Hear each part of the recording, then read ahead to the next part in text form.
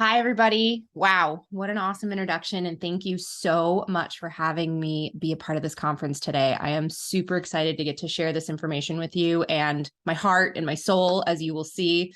And what an incredible day we've had already. I mean, we've been talking about hormones and cancer therapies, autism, MS, nature cure, and I know there's more to come. And what's going to particularly stand out about my talk, I hope, is that this is mostly about you and your business. So let's dive into that.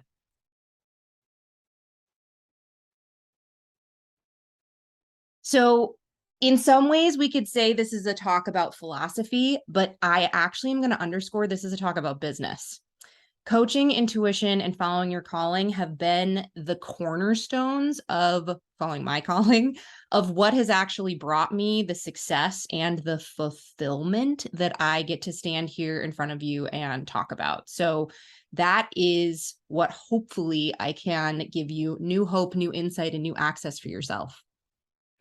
A little bit more about me. I am a spiritually driven rebel, as you will get the sense of, with a huge commitment to heal humans. And I graduated from NCNM with honors in research in the psychoneuroimmunology study in 2009. And why that's relevant to this conversation is I have always been interested in bridging the gap between science and research and what we think we can't figure out about the mind-body connection, but we can. And so that has been a really big part of my practice, is the connection between the spiritual, the emotional, the personality, and our physical health. Well, in 2005, when I started school, to 2009, that was a budding world of conversation that has now exploded in the last 15 years. And we have much more research and understanding of that, which is actually relevant to the conversation we're having today. Been in practice for 13 years, 11 of which have all been 100% virtual. I am the co-author of a cookbook, Food That Grows, that is gluten and dairy free. I am the creator and host of Heal podcast, which is going into its 7th season this fall. We're reaching almost over 75 episodes, I think. And I'm trained in intuitive counseling and energy work, which I actually did with a practitioner in NUNM, not at the actual school, but while I was going to school. I worked with Liliana Barzola for 4 years. And that was a huge part. I was literally learning naturopathic medicine and learning intuitive energy work at the same time. I also have shifted my practice towards what I call a coaching and consulting based practice. And so I work with people in year-long health coaching and consulting programs, and I utilize 90%, 80% of my initial work with people is doctoring and 20% is coaching. And over time, it becomes 80% coaching and 20% doctoring, which we're going to talk more about today. And I focus on intuitive coaching, lifestyle medicine, biotherapeutic drainage, vitalism, as we've talked about today, and energy medicine, as I just mentioned. And I've designed my business to actually afford me the mobility and flexibility to be able to travel 12 weeks out of the year. And I share that because so many of us are not the in the box doctors, or we probably wouldn't be here. I mean, maybe there's a wide range of us. I'm also want to recognize that not everybody at this conference is a physician, which is awesome. Thank you for being here. So when I say doctor or physician, please insert your own credentials and your own training into that. If you're a nurse or if you're a healthcare practitioner of any way, shape, or form, or coach, or whatever had you come to this conference, thank you for being here. And please know I'm talking to you too, but I'm going to say physician and doctor a lot because that's my frame of reference. Also, in January of 2022, I did a webinar on running my virtual practice and what does it mean to run a virtual practice, and more about my programs and some of the behind the scenes of that I'm pretty sure if you are a member of the NYANP, you can access that. So you can get more about that aspect of my practice and my business. And the reason I talk about the travel and how my business is built is because that's what I want for you. I want you to have the practice that fulfills your heart, your soul, your calling, but also your life and the health that you need and the things that you want to do. So all of that together. A little bit more of my adventurous side. I'm a sailor. I have been a downhill ski race coach for 11 years at Snowbird Ski Resort. I'm currently now living in New York, so I'm not doing that coaching so much anymore. That is my dog, Henry, and my cat, the Fuzz. And that is me enjoying a delicious piece of seaweed in one of my social media posts. And again, this hopefully starts to give you a sense of I walk the walk, and I am here to support you guys in having the same thing. Okay, now we got to get serious. So this quote came up in my research for this presentation, and I just love it. Those living in an age of crisis must become pioneers of a better age. That's us. We are here. This is an age of crisis. And interestingly enough, when Arnold Toynbee actually wrote that quote was before 1975 when he passed. So that takes us a moment to think about as well. So I want you to actually stop whatever you're doing, even if you think you're paying attention. I want you to really bring your focus to this conversation for a moment, because this is about you. That's what's going to make this presentation make a difference, is to really look. So I want you to think for yourself, and I want you to even write it down if you have the ability. What isn't working about the practice of medicine today? What do you see?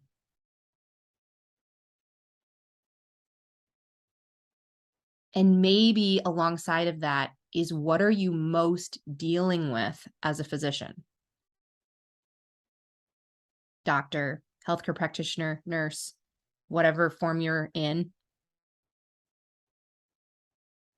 And then as a business owner, if that's the case, or if you're interested in being a future business owner, what are you most concerned about? And then in your own life, maybe that's the same things. Maybe you're a parent, maybe you're dealing with your own health and well-being. So let me give you a few things from my own life here. Professional burnout, been there, dealing with it, working through it. That's part of what brought me to this conversation of what does it mean to live a fulfilled life in alignment with my calling, is because I saw professional burnout coming. Physical, emotional well-being concerns. I actually had full-blown chronic fatigue syndrome 2 years ago at the very beginning of the pandemic. With the additional context of the stress of the pandemic, it threw me into a Epstein-Barr virus upsurge, and my thyroid started to decrease in functionality, and I was able to work no more than 4 or 5 hours a day. And I was only doing work during those hours. And that was all the concentration I had. I couldn't do any other complex thinking at all other than that. And I had to figure out, how was I going to maintain my practice, my financial needs being met, and get better at the same time? Concern for financial security now and in the future. So some of us are working on building our practices. And what does it even mean to feel financially secure now, today, this month, this week? And for some of us, we're starting to go, okay, I've done that. I've gotten that piece relatively good in place. It's where I'm at. But now I'm looking at, is what I'm doing today going to sustain me into the retirement conversation that I want, any future needs I have to support myself and my family? And then this is what we all deal with. And we can look at all aspects of the medical profession as a whole, which I think we're also responsible to, and also our personal lives, noticing where we're numbing out, having addiction. And addiction, I do a lot of research with Gabor Mate. I read a lot of Gabor Mate's work and take his courses. And he has been known as stating that an addiction is anything that you are utilizing to avoid feeling and participating in life, such that when you remove that thing, you're not able to function as well, function as completely. I'm not getting that totally right, so don't quote me on that. But the main idea is that, think broader. So like, I've noticed I actually have an addictive relationship to streaming video, because it's my escape hatch. I don't drink alcohol. I don't do other things. I'm better about using food in this department. For some people, it's actually exercise. And it's something for us to just notice in ourselves where we're getting pulled. And it's not so much that we have to force ourselves against the addiction. It's about paying attention to that these are signs and symptoms that we are out of alignment with our own life. Disassociation and disconnection from our sense of self, experience of loneliness, impact of the hero complex. Where do you think my chronic fatigue came from? It's up to me. I'm the only one. I'm on my own, right? That very much was actually what impacted me the most when that happened. So what does it mean for us to live balanced, fulfilled, happy lives, to be the example of our patients? And also, how do we support our patients in having the same thing that we do? And what does that look like in their own lives? So before we move all the way into the rest of this, I just want to say, it's, as an organism, as a humanity, we are dealing with a really challenging time. We are sick in many ways, and it goes way beyond the physical. And actually, this will fit really well with the next slide. So we'll get into this. The physical disease in our bodies are a significant contribution to the sickness of our society, but that is not the only aspect. We are dealing with racism. We are dealing with discrimination. We are dealing with issues of sexual expression and freedom of our own medical rights. So I'm going to speak from my own experience. I came to this medicine because I knew something else was possible. That's why I became a naturopathic physician, because they saw that there was another way. I felt it in my bones. For me, I never thought I was going to be a medical doctor. I had zero interest in practicing conventional medicine. That was my story. I didn't even know that naturopathic physicians existed until I was 24 years old. And believe it or not, I discovered it in a magazine. And within 24 hours, I had looked up naturopathic doctors and naturopathic physicians, and I found the 6 tenets of the philosophy of naturopathic medicine, and I was hooked, and I started filling out my applications to go to school. Something in the philosophical tenets inside the core conversations of naturopathic medicine spoke to me, and I said, yes, this is who I am. And then I graduated from school, and I have been in a continual battle, fight, challenge, struggle to hold on to who I am at my core and what brought me to this medicine, while the world wants to pull me into fitting into a particular box in a particular way. Now, this conversation is not, we need to abide by all of our laws of licensure and legality and abide by the code of ethics as physicians. But inside of that, I want to make sure you have access to your own self-expression that actually allows you to be as fulfilled as possible. So what are we missing in the practice of medicine as a whole? Now, the rest of this, you might see yourself in, and you might see your clients and your patients in this. So there is actually research that shows that living with air pollution increases your odds of dying nearly 5%. Living with obesity increases your odds of dying early by 20%. Excessive drinking by 30%. Living with loneliness, it increases our odds of dying early by 45%. So as physicians, what are we doing? It's not that it's not important to help people quit smoking or lose weight, but I want to make sure we're actually paying attention to some of the core and most important roots of illness. For most of human history, our healers were the holistic embodiment of what we today have as separate professions of physicians and doctors, therapists, and priests. We knew then that to heal, to truly heal, required addressing all 3 aspects of the body, the emotions, the mind, and the spirit. Maybe it's time for integration of the physician, not just our medicine, and not just for our patients, but for ourselves. As we've already discussed, we live in unprecedented times, and there is no such thing as work-life balance. Everything worth fighting for unbalances your life. So let's look at that. What is worth fighting for? So again, for you, take a moment, slow down, write this down. I want you to look. Why are you a doctor or a healthcare provider? Like, literally, why? What are you here for? What about it fulfills you? What's important to you that this is what you choose to do every day, day in and day out? I also want you to look back at the very beginning when you first applied to school. What did you see was possible? What were you connected to then? What did you want to make a difference in? I remember when I first applied to school, I had a very strong relationship with homeopathy, because when I was growing up, I had asthma and a whole bunch of inflammatory illnesses. And dealt a lot with allergies and food sensitivities. And mostly I was given inhalers and steroids and suppressive tactics. And for 2 years before homeopathy was actually outlawed in the state of New York in the 80s and the laws changed, I worked with a homeopath. And it was the only 2 years that I didn't have any major symptoms of asthma. Now, after she ended up moving to Canada to continue her practice, interestingly enough, I didn't continue to pursue that in other states, but that's where I was at. And so something got core connected to me and something got woken up that there was another way to operate and practice from. Now I want you to look today. Why are you still a doctor? What drives you? What pulls you forward? What problems do you want solved? What impact do you see we can make in the world? This starts to speak to something very important. This starts to paint a picture. Now, you might already have this very articulated, or maybe you did once and you need to revisit it.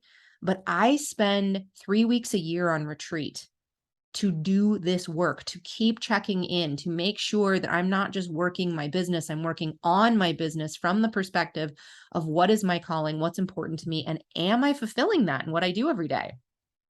So what do you want for people, for the planet? You can make it even bigger. And as I said, what are you called to be and do? For me, my calling is people are whole and connected to the divine.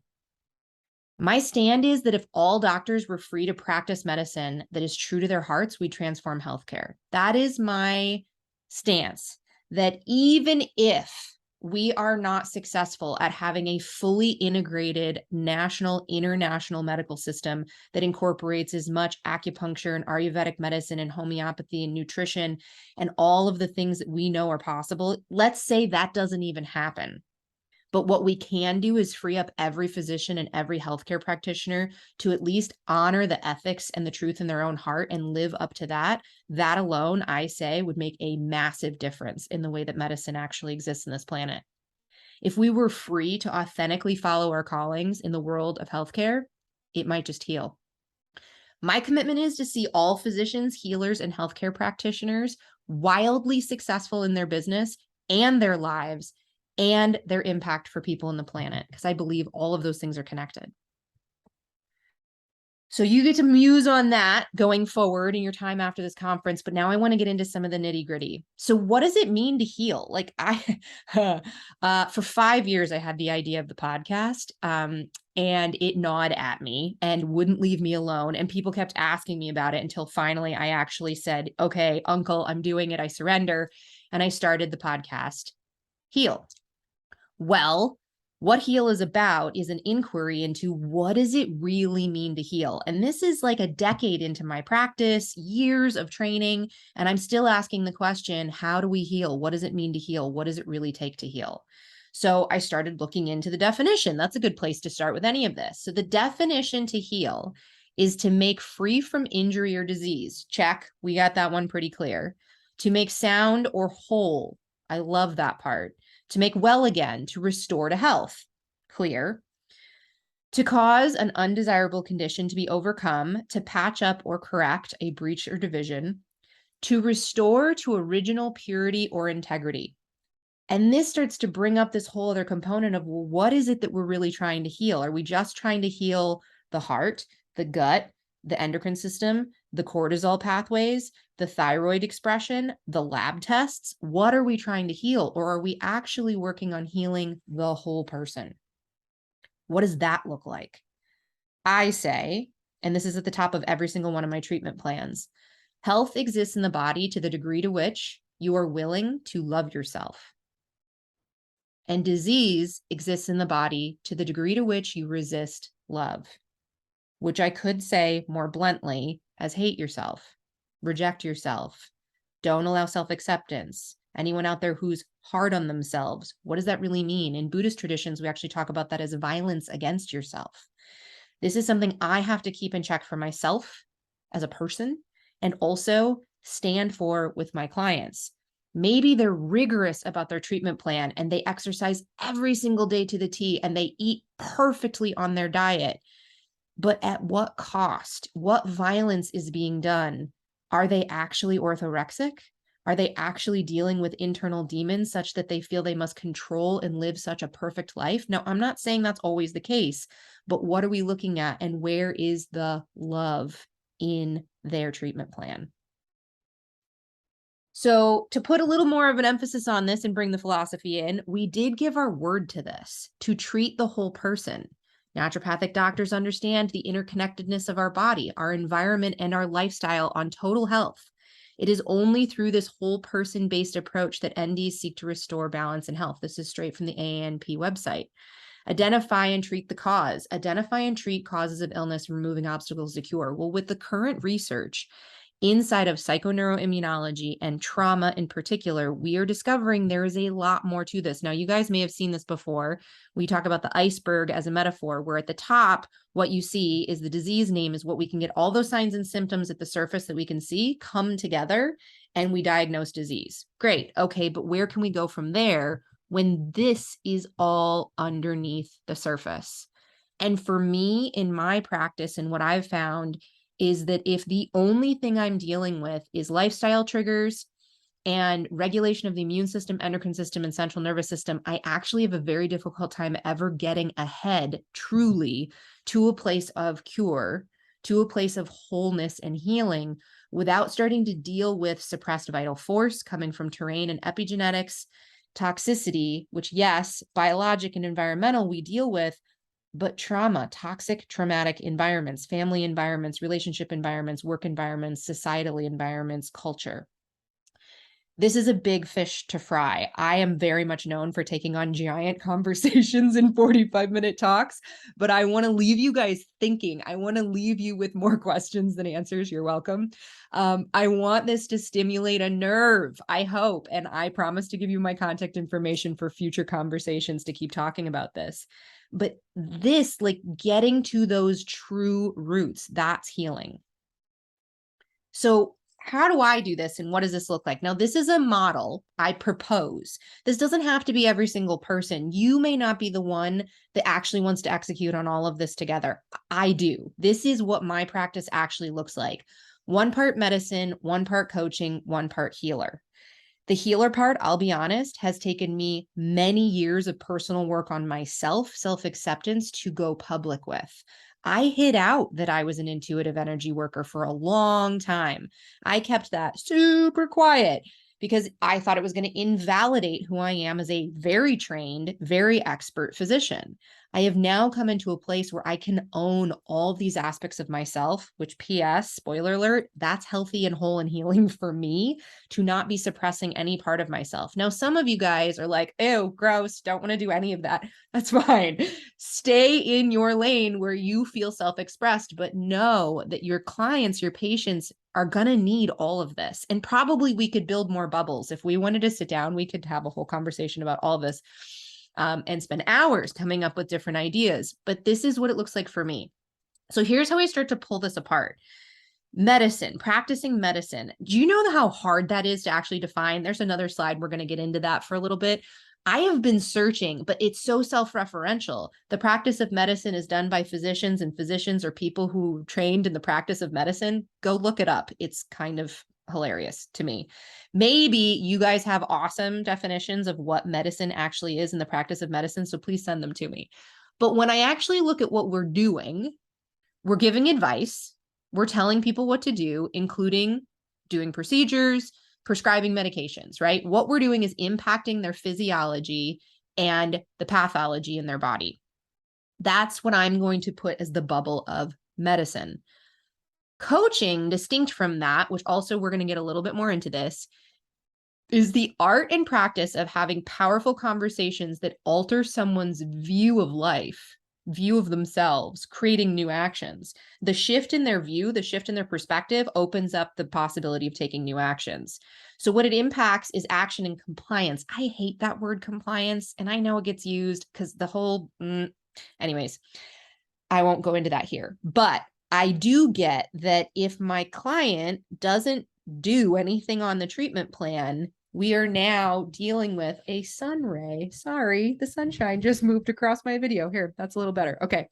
We are now dealing with, we can get anywhere. If they're not taking action, how are we actually going to be able to make a difference for them? So coaching was my first solution into people don't really like to be told what to do. Did you notice that? They resist a lot of the things you recommend. Really, really good advice you give them, they don't do it.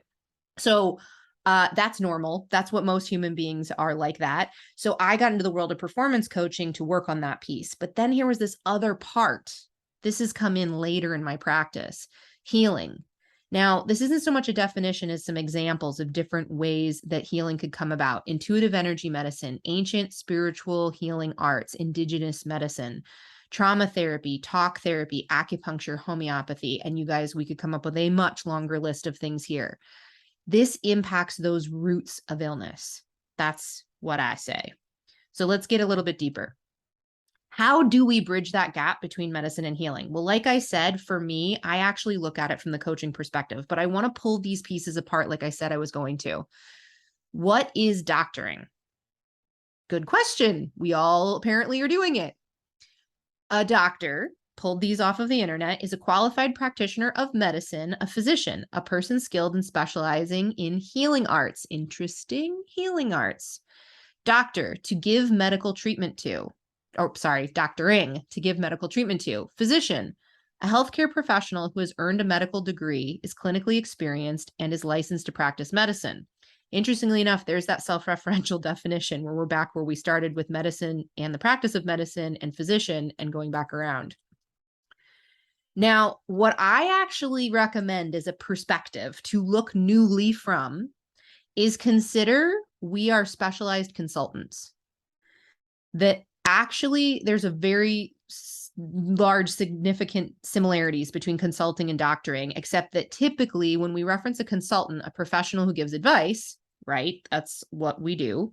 And consultants will often come in, assess problems, diagnose problems, and tell whatever organization they're working in, here's how you actually are going to fix and solve this problem. They're doing doctoring, but not in the medical field. They're doing it in business or technical skills or other areas.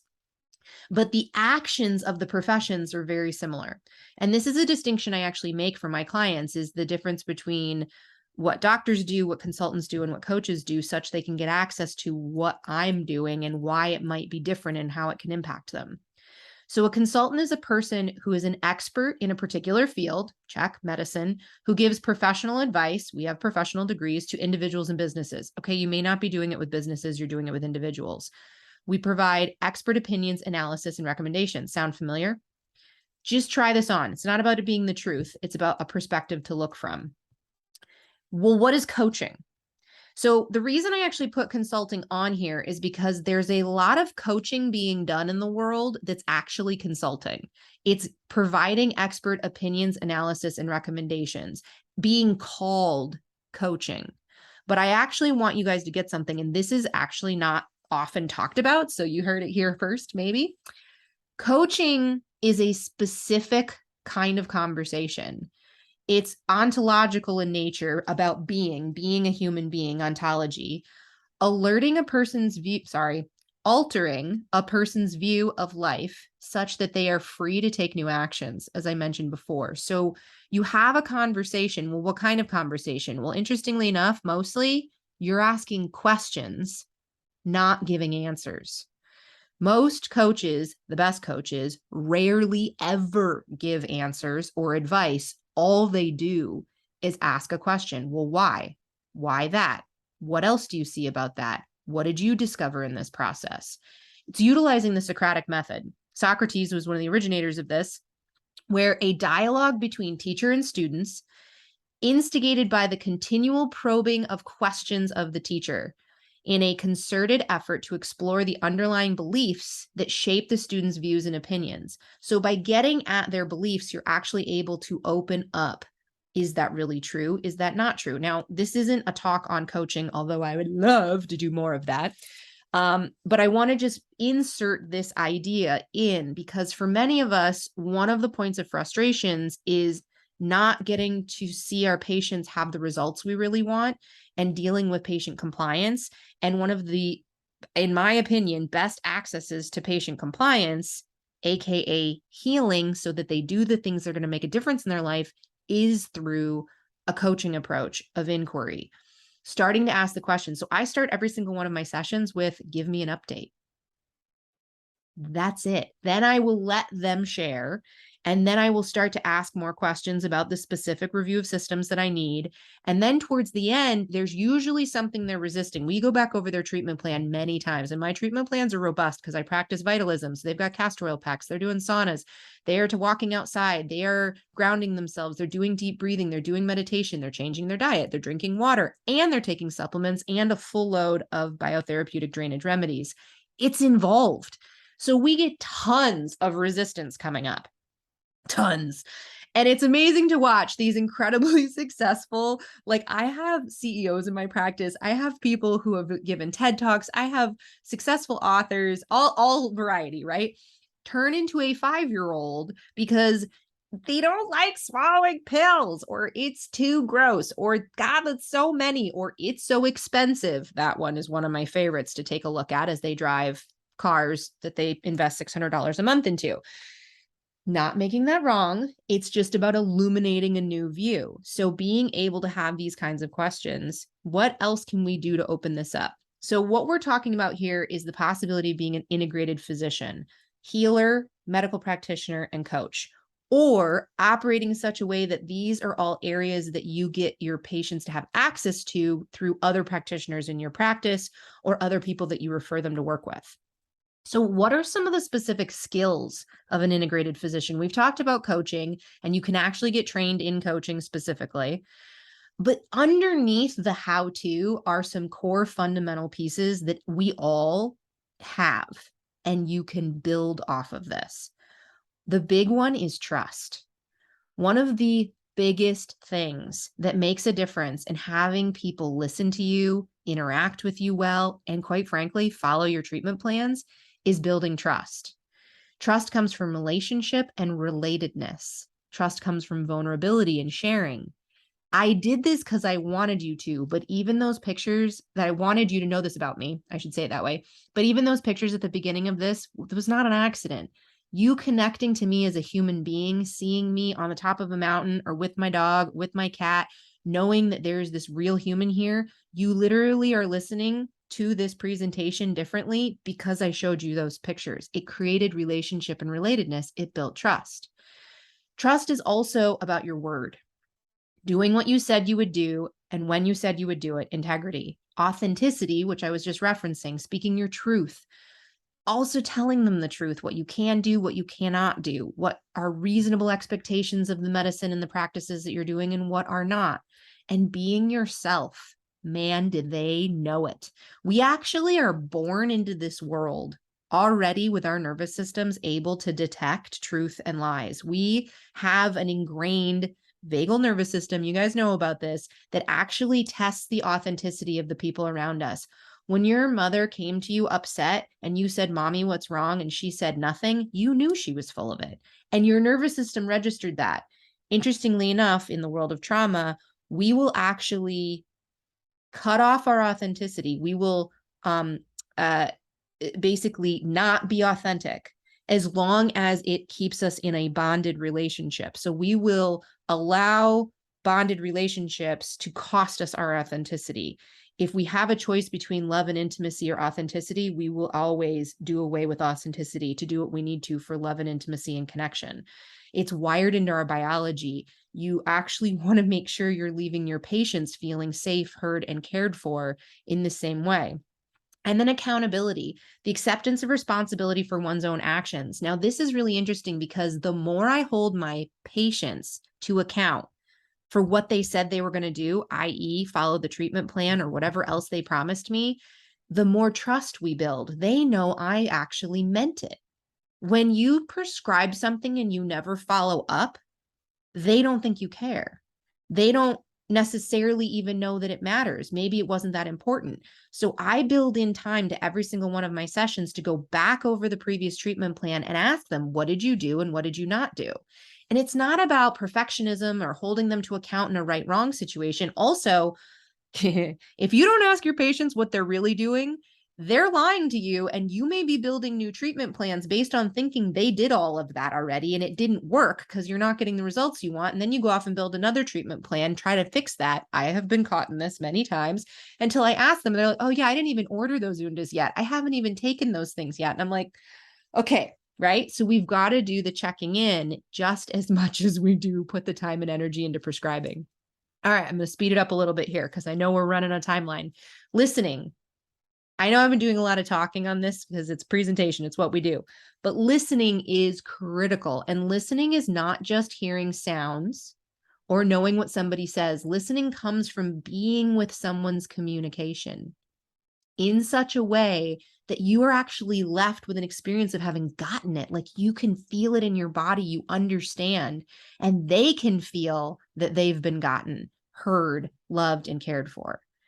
Listening also includes hearing what is in the unsaid, in between, what they're not saying, what they're avoiding, what they're resisting. Relationship. All of this is about building relationship, but there's a few key things in here, and I'm pulling this from Brene Brown's work, and I've got references and resources at the end on the last slide. Brene Brown talks a lot about the difference between compassion, empathy, and vulnerability and their interplay. But I would say that the greatest skill of a physician, hands down, is developing compassion. Developing. It actually requires a practice. And she says it right here. Practice of recognizing and accepting our shared humanity so that we treat ourselves and others with love and kindness. And this, I skipped ahead a little bit, but it's really important. Not a relationship between the healer and the wounded. Check yourself if you see yourself in that as a doctor. It's a relationship between equals. So compassion is getting on their level. You got to own your own humanity, your own vulnerability to actually be able to practice compassion. This is a skill set. And surgeons who practice compassion and listening, their surgical outcomes are better, even if their technical skills are, the same across board. You will actually have better outcomes with your patients by cultivating these things in yourself. Empathy, emotional skill sets that allows us to understand what someone is experiencing and reflect back that and understanding. Most of us have a lot of this. It's what brought us here in the first place. If anything, we might be empaths and we need to manage our emotional boundaries. Future webinars probably on that. But it's still an important part of being this integrated physician. And vulnerability, which I've brought up several times. If we can't handle our own uncertainty, risk, and emotional exposure in a way that it's important. I could do an entire talk on vulnerability, but what I have found, one of the best ways I have built my relationship and my trust with my clients and with my patients has been through my own vulnerability. And it goes counterintuitive to a lot of the perceived persona of what a physician is and how we're supposed to be in the world. It's also been my saving grace for my own health and well-being that I don't feel like I have to pretend who I am on my calls. I get to show up as me, just like I have here. I've stumbled over words, I've skipped over stuff. This is not a perfect presentation, but you're getting the real me, and it relates, it communicates. So I particularly want to stick this in about narrative medicine because I didn't even know this field existed. And my mom pointed it out to me probably 5 or 7 years ago now. But Columbia University actually has a degree program in narrative medicine. There's a conference of narrative medicine, and this is starting to get out in many medical schools. Well, you may find as you learn more about narrative medicine, you're like, oh my gosh, that's what naturopathic physicians do. This is a lot of what we're trained in, particularly any of us that do homeopathic intakes. Narrative medicine is a huge part of it. It's an interdisciplinary field that brings powerful narrative skills of radical listening and creativity from the humanities and the arts to address the needs of all those who seek and deliver healthcare. So basically, it is a huge program in listening from a powerful place to people's stories. The effective practice of medicine requires narrative competence. That is the ability to acknowledge, absorb, interpret, and act on the stories and plights of others. Medicine practice with narrative competence, called narrative medicine, is proposed as a model for humane and effective medical practice. And the studies that have come out about what narrative medicine can actually do in patient outcomes is just astounding. Narrative medicine is a way of integrating everything back together. It's a way of staying curious about people, and ultimately, it's a form of love. And this has been, like I said earlier, that I say that, health exists in the body, the degree to which we're willing to love ourselves. Well, you could say the greatest act of healing is love above all of our fancy treatments, our IV therapy, our ozone, our hyperbaric chambers, anything else that we're up to. It's the love and the relationship maybe doing far more than we realize. So that brings us to my final topic of this talk, which when I was writing this, I will admit there was a lot of struggle. I was like, oh my God, why did I want to pack so much into a 45-minute talk? So you guys are doing great and holding on very well. The spiritual elephant in the room, intuition. Does this have a role in medicine? Should this have a role in medicine? What role does it have? How do we use it?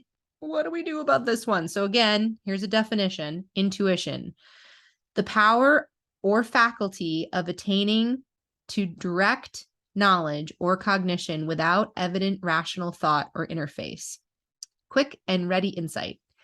So that was not enough for me. That did not satisfy me. So I went looking. And actually, there is a boatload of research about intuition in medicine in all sorts of different ways. There's even meta-analysis of intuition in medicine. And this isn't a talk just about that, but again, future topics. These were some things that came up commonly, though, that intuition can be everything from, and I'm not saying any of these are the truth, these are the ways we talk about intuition and what we might associate with intuition, a gut feeling or a hunch. That was a huge part of the research, was people talking about the hunches that doctors and nurses have and how that might actually be a critical part of practicing medicine. Rapid access to compilation of years of experience. This is another running theory, that intuition isn't so much from nowhere, that actually comes from the compilation of all your knowledge that your brain is accessing in very quick thought. There's a book in the resources called Thinking Fast and Slow by Kahneman that is an entire very large tome of the different aspects of the way our brain thinks in fast thinking and slow thinking, and how fast thinking actually may be a lot of where intuition comes from. The trick is they actually found that the intuition of new doctors may be just as good or better than the intuition of experienced doctors. So that whole idea that it only comes from experienced knowledge isn't quite right. Now, maybe that's not taking enough into account about the experience of the person over their lifetime, but it leaves some questions.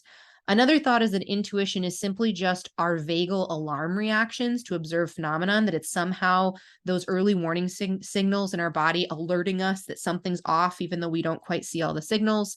And then most commonly, people refer to intuition as a small, quiet inner voice or a sense of inner wisdom.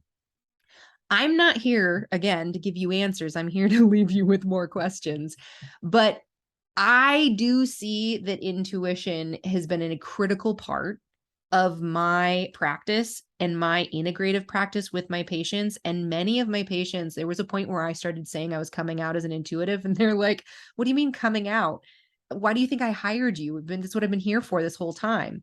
So intuition is an important part of human decision making and can be explained by the dual process theory, where analytical and non-analytical reasoning processes continually interact. Those processes can also be identified in physicians' diagnostic reasoning. There's another reference to that. So these are, again, us trying to figure out, how do we even talk about intuition and what is it? But there's a lot of different ways we can interact with it. What I say, for me, intuition is a listening to my own body, utilizing its wisdom of knowing the rightness or wrongness of a thing. And it's a trainable skill to be able to access your full wisdom. So it's not intuition instead of critical clinical thinking. It's in addition to. So again, I'm leaving you with more questions and answers, but is there a place for intuition in the art of medicine? And, where I was coming from this is that intuition for me has been a critical part in my expression as a healer. And that component of bringing in the intuitive energy healing work that I do, balancing people's chakras and working on past life regressions or whatever it is that they're called to. In addition to, I have 8 years of scientific research. I did 4 years of research in my undergrad, 4 years of medical research. I'm a science nut. My undergraduate is in chemistry. Like, it's not instead of, it's with also together. And my assertion is that intuition is a critical skill of a successful, fulfilled physician. And maybe you're not using intuition inside of your treatment protocols, right?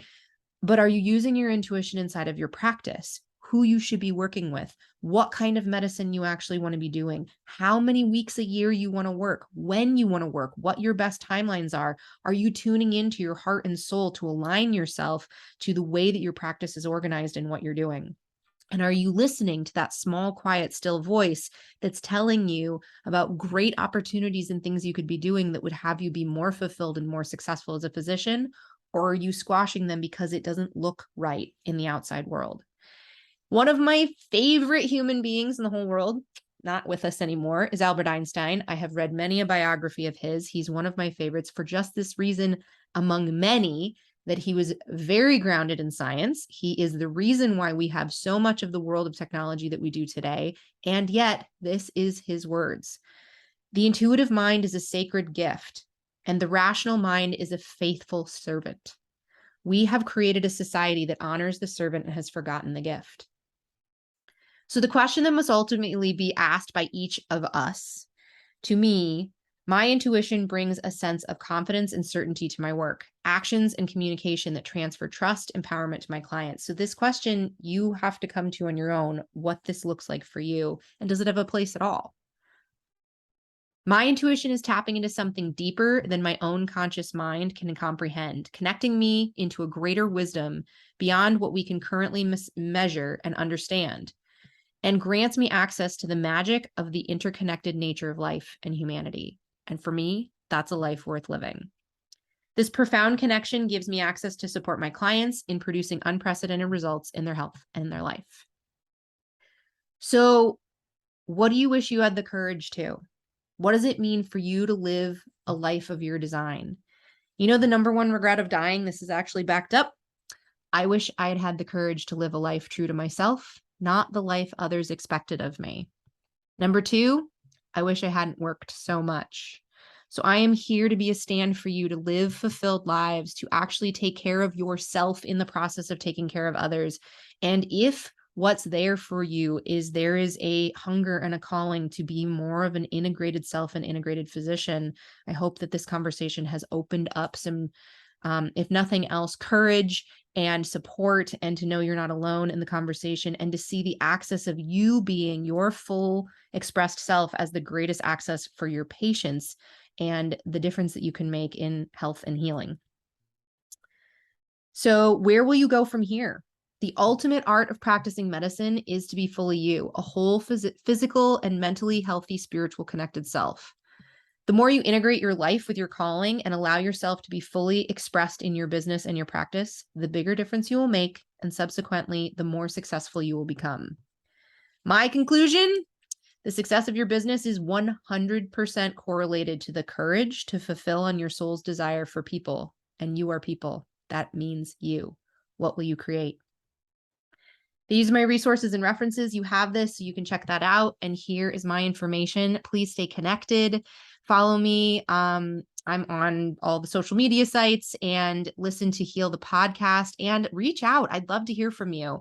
You can go directly to my website, sarahmarshallnd.com/connect. And there is actually a form you can fill out with any questions you want to send me, any future information you want. And also, I do work with doctors and physicians to support them in aligning their practices with their calling. This is something that I have been doing for years. And if you want more information about any of that, you can schedule a free consult under that same spot. Thank you guys so much, and have a wonderful rest of your conference.